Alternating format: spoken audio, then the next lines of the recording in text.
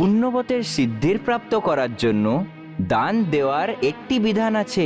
আসলে যে বস্তু আপনার সবচেয়ে বেশি প্রিয় হয় সেই বস্তুই দান করতে হয়।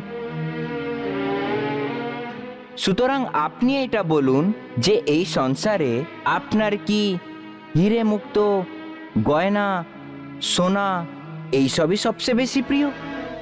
না, তাহলে আপনার কাছে এই সংসারে সবচেয়ে বেশি প্রিয় কি? সব থেকে অধিক প্রিয় হ্যাঁ হ্যাঁ, আমার জন্য সংসারের সব থেকে প্রিয় হচ্ছে কেবল একজনই, কে কে সে? আমার স্বামী দ্বারকাধীশ। নারায়ণ নারায়ণ, তাহলে বেশ ঠিক হয়ে গেল দেবী। আপনাকে আমায় দ্বারিকাধীশকেই দান করতে হবে।